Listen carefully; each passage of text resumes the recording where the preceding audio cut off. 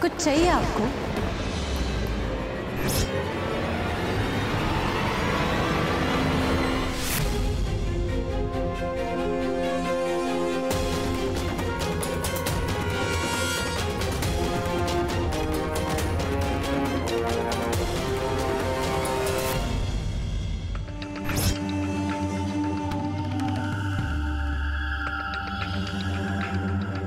नहीं, हम तो भोलेनाथ का शुक्रिया करना चाहते थे। पता नहीं किस मुसीबत में पड़ सकते थे हम। वो तो अच्छा हुआ कि आप लोग हमें यहाँ ले आए। इस जगह, इस घर में हम सुरक्षित हैं। सुरक्षित? हम समझे नहीं, किससे सुरक्षित?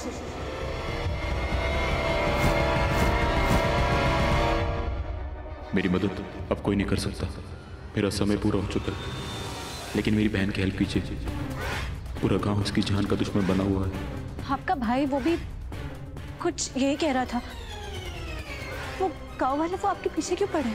वो क्या है ना कि गांव के जमींदार जबरदस्ती अपने बेटे के साथ हमारी शादी कराना चाहते थे। हमारा भाई किसी तरह हमें वहां से भगा के ले आए। पूरा गांव हमारे पीछे ही आ रहा था कि अचानक से हमारा एक्सीडेंट हो गया और कुछ याद ही नहीं कि कौन सी गाड़ी हमारे सामने आई।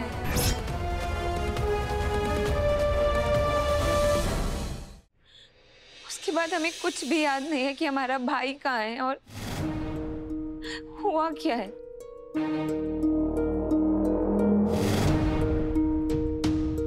अगर वो गाड़ी हमारे सामने नहीं आई होती ना, तो आज मैं और मेरा भाई एक साथ होते, सुरक्षित, खुश। पता नहीं वो गाड़ी कहां से हमारे सामने आ गई और अब लग रहा है ना कि उसके आते ही सब कुछ बदल गया।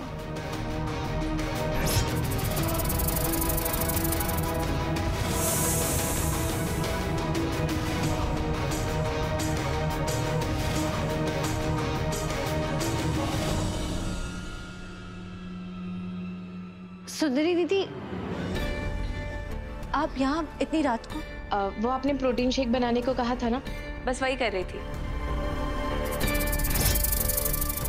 अब ठंडा होने का इंतजार कर रही थी ताकि फ्रिज में रख सकूं। वो हम रख देंगे, आप इन्हें अपने कमरे तक ले जाइए। चलिए।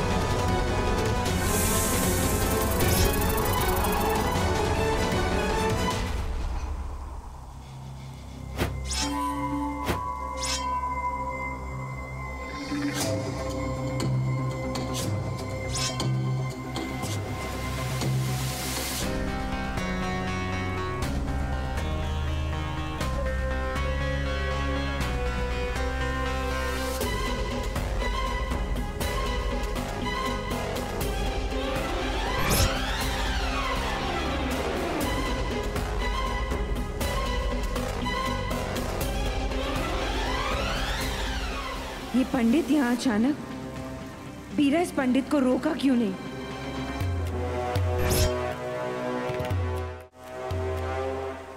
जहर से लड़ते हुए तो भोलेनाथ का गला नीला हुआ था। तुम इंसानों की क्या औकात है? तुम्हारा तो पूरा शरीर नीला हो जाएगा। फर्क सिर्फ इतना है कि भोलेनाथ उसे झेल पाए, तुम तो वो भी नहीं झेल पाओगी।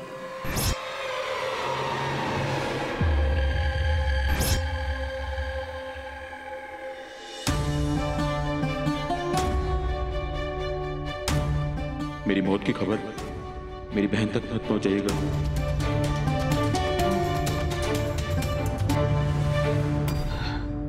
शिव,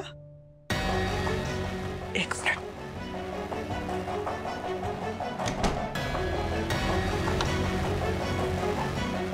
क्या हुआ भागुमा, आपको कुछ बात करनी है? आप बहुत टेंशन में लग रही हो। टेंशन वाली ही बात है बेटा। मतलब? शिव, तुम लोग उसे क्यों ले आए घर में? वो लड़की सही नहीं है, बहुत खतरा है। क्या खतरा हो सकता है उस लड़की से दादी?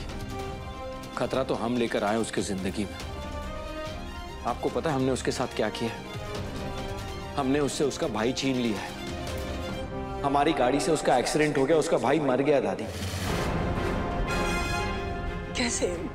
कैसे हुआ एक्सीडेंट?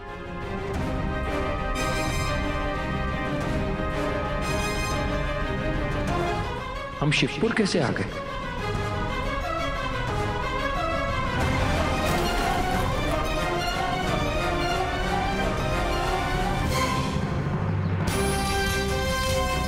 अब आप ही बताइए दादी, ऐसे हाल में आप उसे घर में नहीं लेके आते तो कहाँ लेकर जाते? ये सब झूठ है, ये सब झूठ है शिव। तुमने जो भी देखा वो सब झूठ है। ये आप क्या कह रही हो दादी? जो चीज मैंने अपनी आंखों से देखी है वो झूठ कैसे हो सकती है? हो सकती है, सब हो सकता है। देखो बेटा, बहुत कुछ ऐसा है जिसके बारे में तुम नहीं जानते। बहुत सी ऐसी चीजें हैं जो सच्चाई के साथ खेल सकती हैं। सच और झूठ के बीच का अंतर मिटा सकती है। सच को झूठ और झूठ को सच दिखा सकती है। दादी आप ये कैसी पहेलियां बुझा रही है? मुझे कुछ समझ में नहीं आ रहा। हमने अगर शिव को सच बता भी दिया तो भी वो इस पर यकीन नहीं करेगा। वो एक डॉक्टर है, इन सब बातों पर कभी यकीन नहीं करेगा। साफ साफ बताइए ना, आप कहना क्या चाह रही हैं? साफ साफ हम यही बता सकते हैं कि तुम उस लड़की को घर में नहीं रख सकते। बस तुम उसका बाहर रहने का कोई इंतजाम कर दो। पर दादी, परवर कुछ नहीं, हम इस घर की मुखिया है ना, सो हम जो कह रहे हैं वो करो। इसके अलावा हमें और कोई बात नहीं करनी।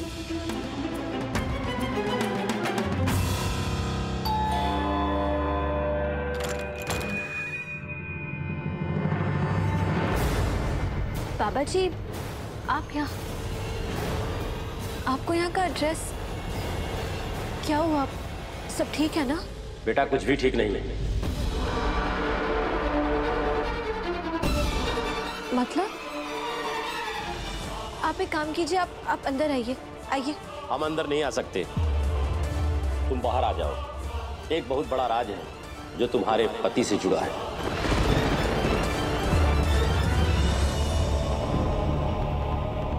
समय आ गया है, तुम्हें वो राज बता दिया जाए। तुम्हारे पति के जान को खतरा है। इस कहानी का एक अध्याय था जो बहुत सालों से बंद पड़ा था, जिस पर समय की राख पड़ गई थी। वो राख हटाने का समय आ गया है और वो अध्याय खोलने का समय आ गया है। आओ मेरे साथ।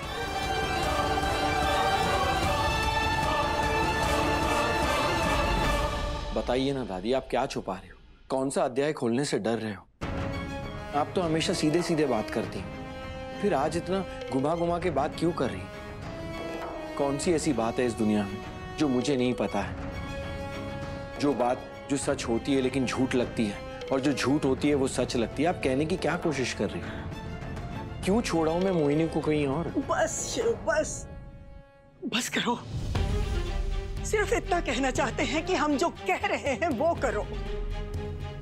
देखो शिव, हम तुम्हारी दादी हैं, तुम्हारी भग्गू माँ हैं, तुम हमारे सुपर हीरो हो। कितनी बार तुमने हमें मुसीबतों से बचाया है। बस तुम्हारी ये भग्गू माँ इस बार एक कोशिश कर रही है तुम्हें किसी मुसीबत से बचाने के लिए। पर भग्गू माँ, हमारी बात अगर तुम्हें नहीं माननी है तो इसे हमारी रिक्वेस्ट समझ लो और हमारी बात मान लो बेटा। भग्गू माँ, आप यहाँ बैठिए। भग्गू माँ, आपकी मर्जी, आपका इशारा और आपकी रिक्वेस्ट मेरे लिए एक ऑर्डर से कम नहीं, ये आप भी जानती। लेकिन मैं सिर्फ इतना जानना चाहता हूँ कि आप इतनी डरी हुई क्यों हैं? क्या बात है जो आप मुझसे छुपा रही हैं? प्लीज मुझे बताइए ना। अब तुम्हें क्या बताएं? वो लड़की? बताइए ना दादी। देखो, बात ऐसी है कि वो लड़की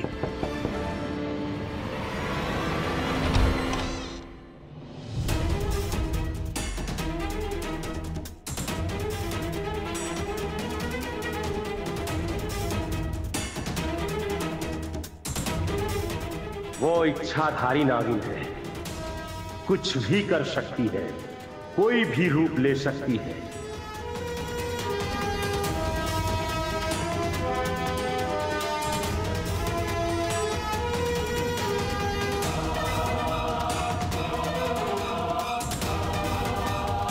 दादी, आप शक्ति को ऐसे क्यों देख रही हैं जैसे कि वो कोई और है?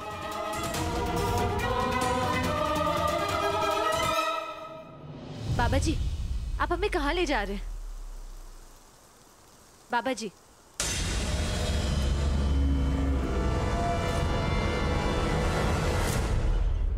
दादी, हम ना आपके लिए प्रोटीन शेक लेकर आए हैं। हमने शादी में देखा आपने बिल्कुल कुछ नहीं खाया था ना।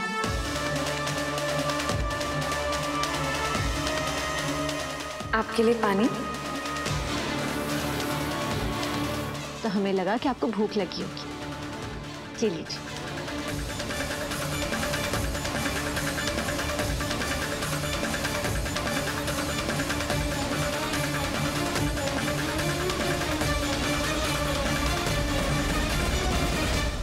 कौन सा राज?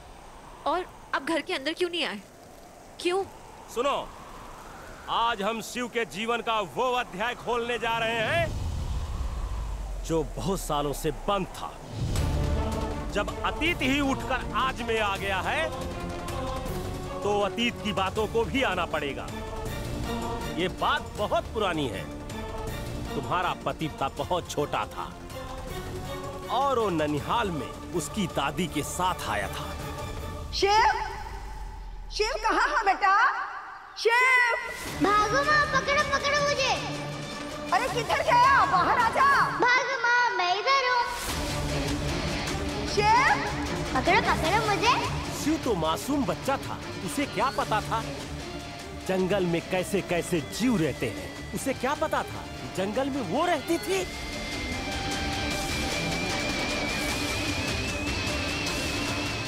वो कौन बाबा जी? वो जिसके बारे में लोगों ने दंत कथाओं में सुना था, वेद पुराणों में सुना था, और वो जो सच का रूप बदल सकती थी और अपना भी।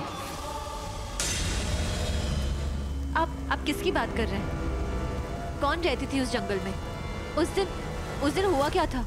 तुमने तो सिर्फ भगवान कृष्ण की रासलीला के बारे में सुना था, पर हमारे ग्रंथों में किसी और की रासलीला के बारे में लिखा गया है। नागों की रासलीला के बारे में। उस दिन जंगल में वही हो रहा था जिस दिन शिव जंगल में जा रहा था। उस समय कुंदन नाग और मोहनी नागिन रासलीला में लीन थे।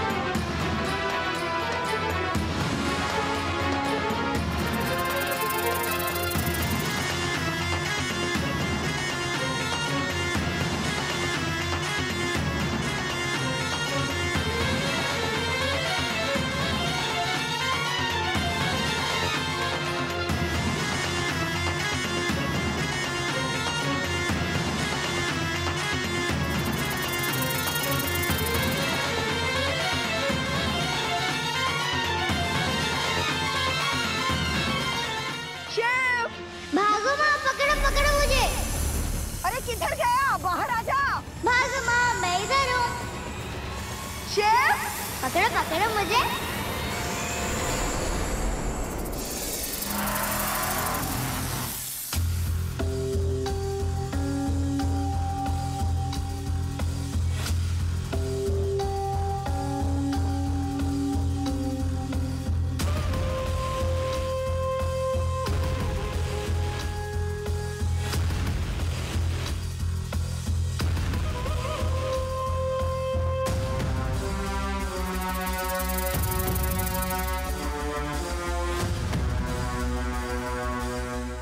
कहाँ हो बेटा?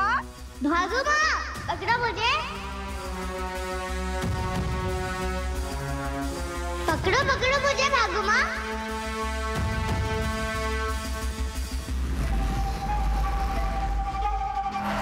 भागो माँ, मैं इधर हूँ।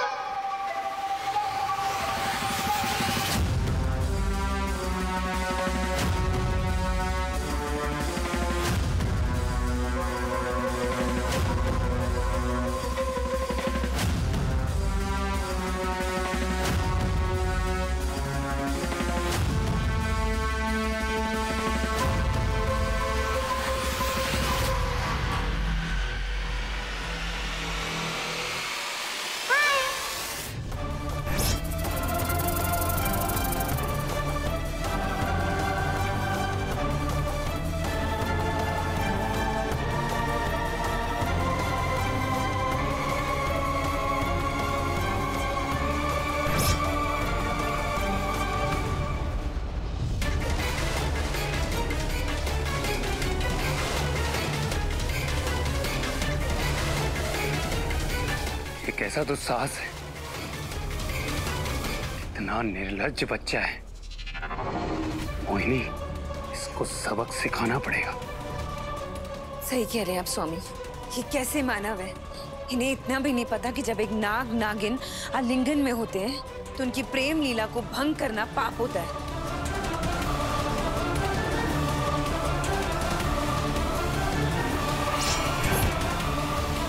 अरे ये चुप क्यों गए?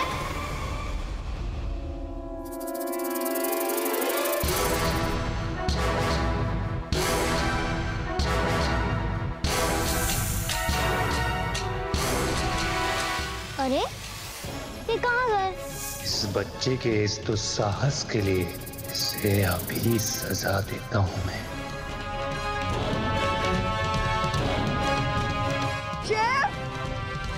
भगुमा,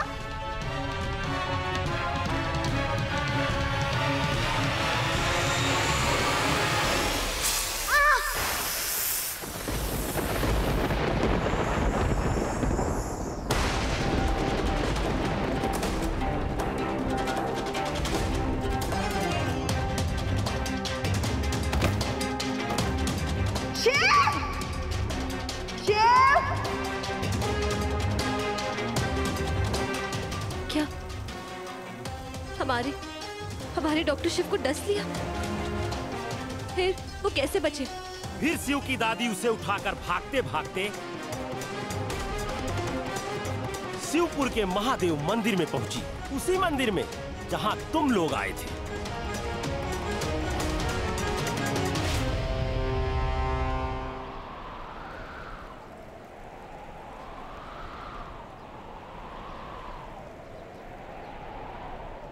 हे भोलेनाथ, हमारे पोते को बचा लीजिए। हमारे घर के चिराग को बुझने से बचा लीजिए भोलेनाथ।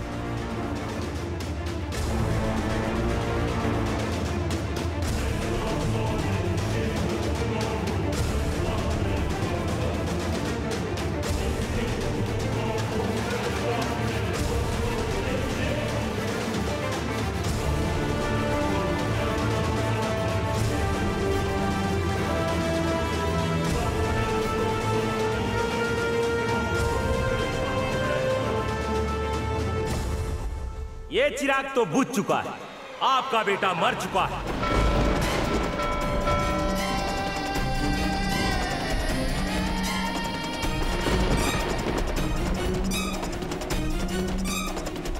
नहीं,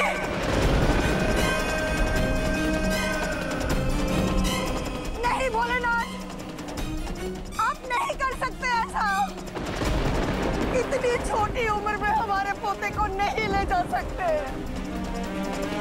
इतना बड़ा अन्याय आप हमारे साथ नहीं कर सकते।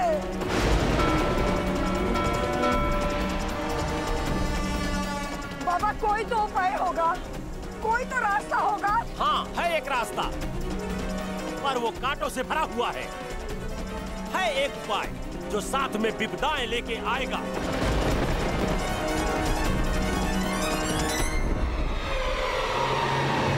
बाबा जी, अपने पोते को बचाने पाने के लिए हमें कोई भी तरीका मंजूर है।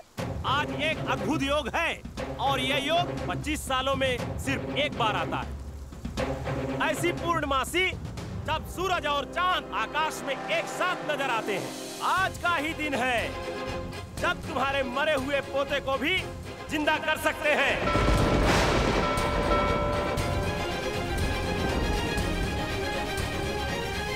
पर एक बात और, पर क्या? पर ये जिंदगी ऐसी होगी जिसके हर कदम पर मौत होगी और उनकी सांसें ऐसे चलेंगी कि जिस पर कभी भी ताला लग सकता है।